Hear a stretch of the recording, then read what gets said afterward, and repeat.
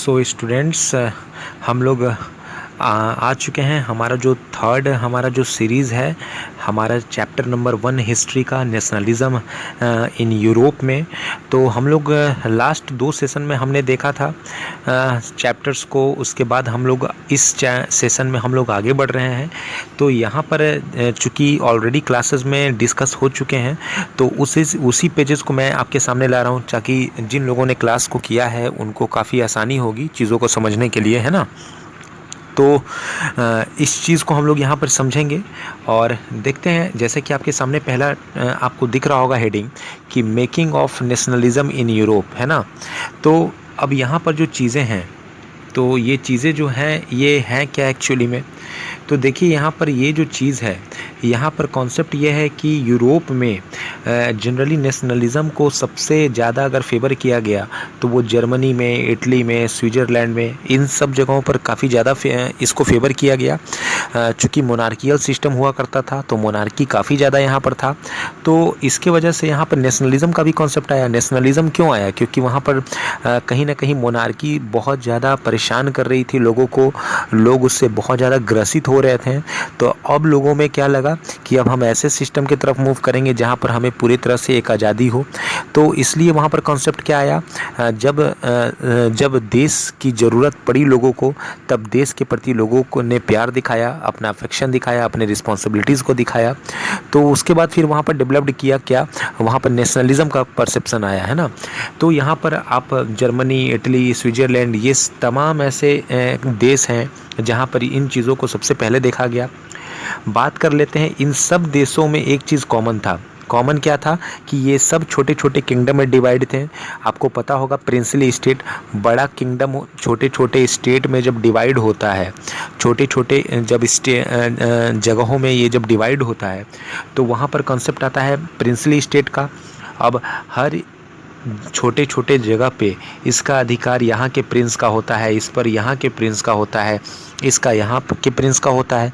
तो अलग अलग राजाओं के कंट्रोलिंग पावर होने के कारण वहाँ पर यूनिटी नहीं हो पाता। ये इससे नहीं मिल पाता, ये इससे नहीं मिल पाता, ये आपस में यूनिटी कोई वहाँ पर हो ही नहीं पाता।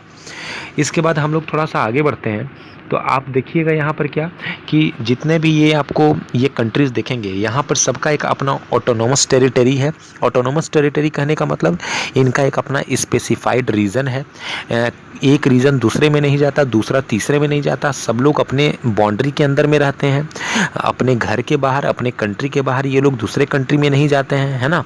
सो ये चीज़ वहाँ पर देखने को मिला।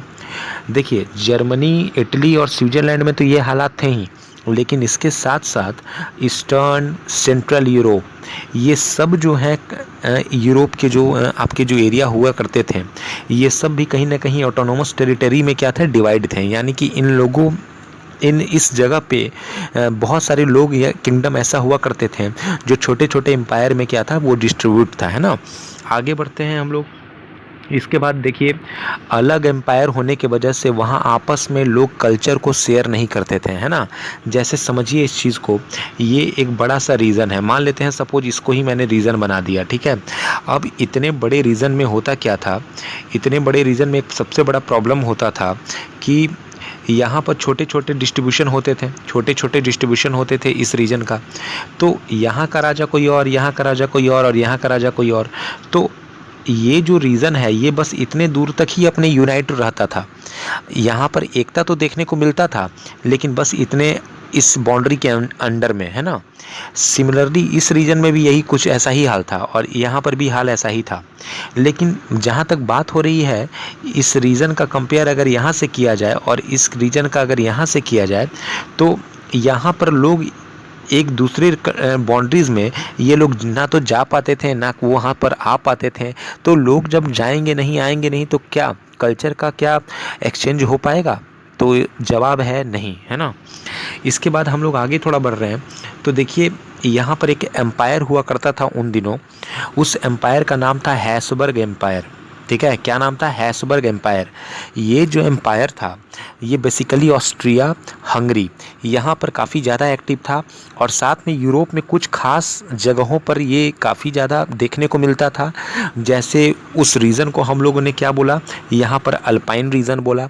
तो बेसिकली अगर जानिए कि अगर कभी क्वेश्चन आता है कि हैब्सबर्ग एम्पायर कहाँ पर था, तो बेसिकली ये यूरोपियन पूरे यूरोप में ये नहीं था, बट ये अनइवनली डिस्ट्रीब्यूट था, कहीं पर था कहीं पर नहीं था, कहीं पे था कहीं पे नहीं था, ऐसे करके, है ना। लेकिन सबसे ज़्यादा ये ऑस्ट्रिया और हंगरी में आपको ये एम्पायर जो थे, ये किंगडम जो थे देखने को आपको मिलते थे।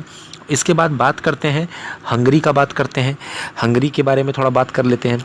देखिए हंगरी का जो सिचुएशन था, हंगरी का जो सिचुएशन था कुछ इस तरह का था कि यहाँ के आबादी में 50% लोग जो थे वो एक स्पेशल तरह के लैंग्वेजेस को बोलते थे, जिसको हम लोग बोलते थे मैगियार लैंग्वेज, मैगियार भाषा बोली जाती थी, है ना। ये जो हंगरी है, यहाँ पर जैसे जितने भी आबादी हैं उस आबादी का 50% लोग कौन से भाषा को बोलते थे, मैगियार, है ना, मैगियार भाषा को। और जो बचे हुए 50% लोग थे वो सारे मिक्स लैंग्वेजेस को बोलते थे, कोई जर्मन बोलता था, कोई फ्रेंच बोलता था, कोई डच बोलता था, कोई इंग्लिश बोलता था, इस तरह से, है ना।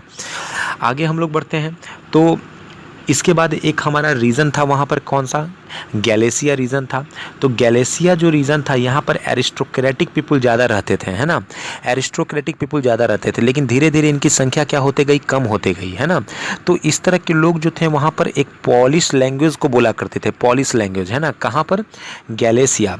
मैंने एक ट्रिक बनाया था, मैंने बोला था कि गैलेशिया को आप लोग याद करने के लिए क्या लिखिए, गैलोपिया, है ना, एक ट्रिक है ये, गैलोपिया, जिसमें जी से हो गया गैलेशिया रीजन, ए से हो गया एरिस्टोक्रेटिक, और पी से हो गया आपका पॉलिश लैंग्वेज, है ना, गैलोपिया। लेकिन बस ये याद करने के लिए है, एग्ज़ाम में लिखने के लिए नहीं। इस चीज़ को याद करना है, निमोनिक्स बनाकर भी याद करना होता है बहुत सारी चीज़ों को। ज़रूरी नहीं कि जो चीज़ें सामने आपको दिख रही हैं वो आसानी से आपको याद हो जाए, कुछ कोड बनाना पड़ता है ना। इस कोड में आपको अपने लाइफ से बहुत सारी चीज़ को इसको इंटरलिंक करना पड़ता है ना।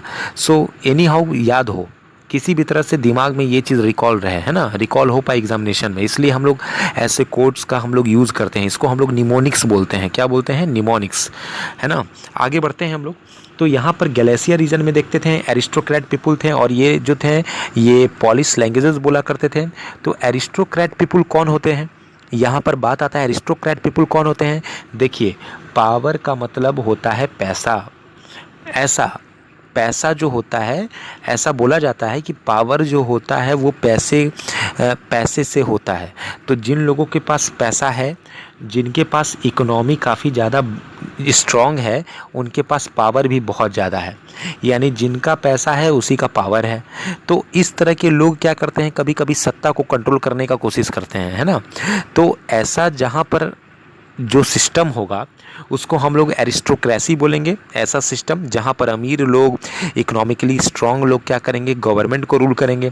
और इस तरह के लोग जो होंगे बड़े इकोनॉमिकली अगर जो स्टेबल होंगे, इकोनॉमिकली स्ट्रॉन्ग होंगे, ऐसे लोग जो होंगे उनको क्या बोला जाएगा, एरिस्टोक्रेटिक पीपल बोला जाएगा, है ना।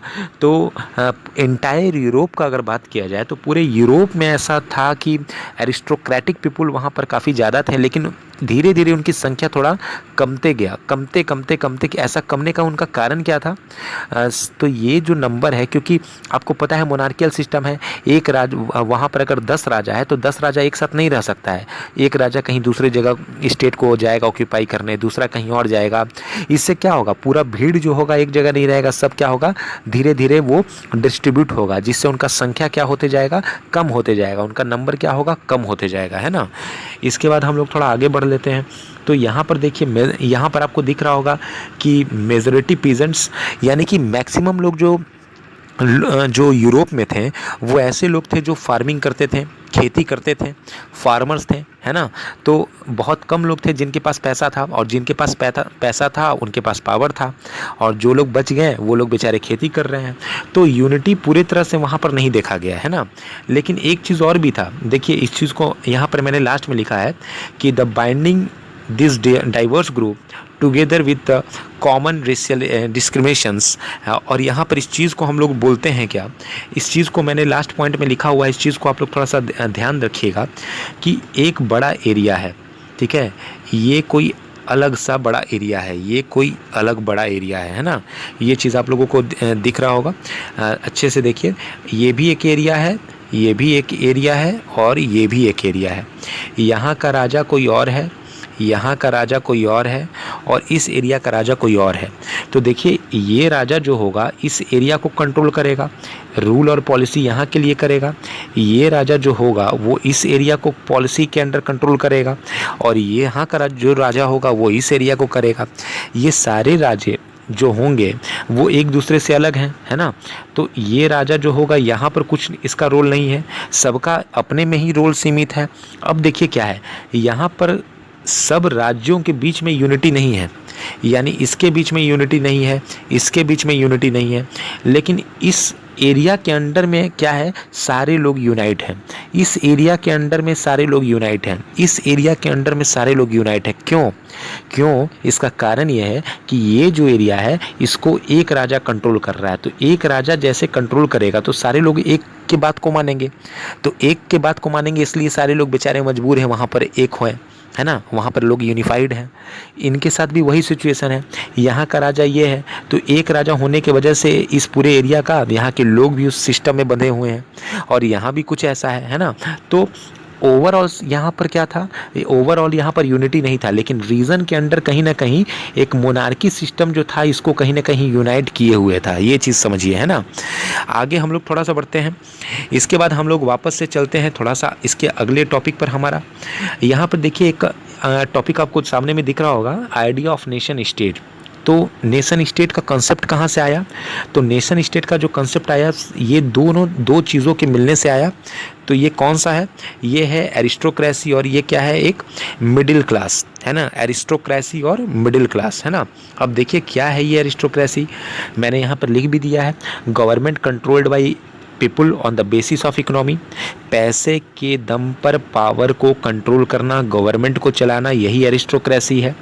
देखिए होता क्या था कि जो लोग थे एरिस्टोक्रेटिक पीपुल, जो अमीर लोग थे, उनका जो लाइफ स्टाइल था हर जगह यूरोप में लगभग सेम था, है ना। चाहे वो टाउन्स में हो, चाहे वो कंट्री साइड टाउन्स से थोड़ा सटा हुआ जो विलेज रूरल एरियाज़ होता था वहाँ पर हो, है ना। तो ये लोग जो थे वहाँ पर इनका जो लाइफ स्टाइल होता था, चाहे कहीं भी ये लोग रहते थे, उनका लगभग सेम रहता था। इसके बाद ये लोग हाई सोसाइटी से बिलोंग करते थे और ये लोग एक लैंग्वेजेस को काफ़ी ज़्यादा बोला करते थे जो फ्रेंच लैंग्वेजेस था, है ना। इसके बाद क्या था, इनकी जो फैमिलीज थी वो कनेक्ट होती थी मैरिज सेरेमनी से। होता क्या था देख लीजिए थोड़ा, ये एरिया है ना, यहाँ पर मान लेते हैं 3 एरिया है मोनार्कियल सिस्टम, है ना। ये सब मोनार्कियल सिस्टम है, हर एरिया में एक अलग राजा है, अलग राजा इसको कंट्रोल कर रहा है ना। तो देखिए आपको तो पता है अलग पॉलिसी होने की वजह से इन सबके बीच में यूनिटी नहीं है, लेकिन होता क्या था, यहाँ का जो राजा जो होता था इसके एरिया में क्या होता था, यहाँ पर राजा जो होते थे, यहाँ पर राजा क्या करते थे, कभी इस एरिया से कभी इस रीजन से शादी विवाह अगर होता था उनका, अगर यहाँ पर कोई राजा है और अगर यहाँ पर कोई प्रिंसेस हुआ करती है, तो अगर वहाँ शादी हो रहा है, सेरेमनी हो रहा है, तो ये क्या हो रहा है, कनेक्ट हो जा रहा है, ये क्या हो जा रहा है, फिर अब एक हो जा रहा है ना। इसके बाद क्या होता है, इसके बाद कुछ इसी तरह का हालात यहाँ पर आपको फिर देखने को मिला कि आप ये एरिया है और ये एरिया है, तो यहाँ का फिर यहाँ से अगर शादी अगर इस दोनों एरिया में अगर हो रहा है राजा का, है ना, तो राजे के फैमिली से अगर हो रहा है, अगर तो ट्रांसफर अगर एक्सचेंज हो रहा है वहाँ पर रिलेशनशिप का, तो फिर ये एरिया अब 2 नहीं रहेगा, ये क्या हो जाएगा, अब 1 हो जाएगा।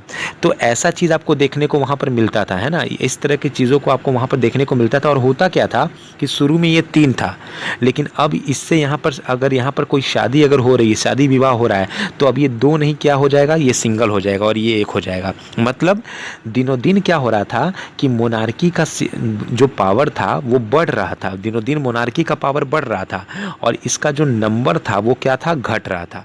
क्योंकि सब नंबर क्यों घट रहा था, क्योंकि सब लोग मर्ज हो रहा था, सब लोग मर्ज कर रहा था एक दूसरे में, है ना। और मोनार्की क्या हो रहा था, बढ़ रहा था, पावर बढ़ रहा था, क्योंकि एक एरिया, एक स्टेट दूसरे स्टेट से मिल जाता था तो और शक्तिशाली हो जाता था, है ना। तो ये सब चीज़ आपको देखने को मिला। इसके बाद हम लोग फिर से चलते हैं आगे। तो देखिए यहाँ पर इस चीज़ को आप लोग देखिएगा कि मेजॉरिटी ऑफ जो पॉपुलेशन था वो तो पीजेंट था, और जो वेस्ट का एरिया था वहाँ पर आपको स्मॉल ओनर्स थे, जैसे मैंने यहाँ पर लिखा है भाड़े पर लेकर खेती करना, है ना। ये ऐसे ओनर हुआ करते थे ज़मीन को लेने वाले किसान हुआ करते थे, जो किसी से वो कंपनसेशन मनी पर क्या करते थे, कुछ समय के लिए वो खेत लेते थे और उसके बाद उस खेत पर खेती करते थे। जो पैसा होता था उससे जो उनका रेट ऑफ इंटरेस्ट होता था वो इस जिनसे उन्होंने लिया है उनको वो देते थे और बाकी का जो प्रॉफिट होता था वो अपने पास रखते थे। इस तरह से उनकी ज़िंदगी चलती थी। ईस्टर्न और सेंट्रल पार्ट में क्या होता था, कंपनसेशन बेस्ड प्रैक्टिस यानी लैंड रिफॉर्म जो थे, ज़मीन भी वहाँ पर क्या होता था, एक आपको पता है कि वहाँ पर लैंड रिफॉर्म्स होते थे, जागीरदार हुआ करते थे। ज़मींदारी सिस्टम काफ़ी ज़्यादा वहाँ पर फेमस हुआ कर रही थी उस समय, है ना। इसके बाद एक और भी चीज़ है, इसके बाद हमारा जो आगे का जो आप देख सकते हैं कि यहाँ पर वेस्टर्न और सेंट्रल यूरोप ये एक ऐसा एरिया हुआ करता था जहाँ पर ग्रोथ ऑफ इंडस्ट्री को सबसे पहले यूरोप में देखा गया। ग्रोथ ऑफ इंडस्ट्री का मतलब उस समय क्या होता था कि टाउन्स को बढ़ना। टाउन्स अगर बढ़ रहा है तो इसका मतलब इंडस्ट्री ग्रोथ कर रहा है ना। आप लोगों को मैंने ज्योग्राफी में पढ़ाया है इंडस्ट्रियलाइजेशन और अर्बनाइजेशन। तो इंडस्ट्री का अर्बनाइजेशन से रिश्ता है ना। इंडस्ट्री जितना बढ़ेगा उतना विलेज क्या हो जाएगा, टाउन में कन्वर्ट हो जाएगा।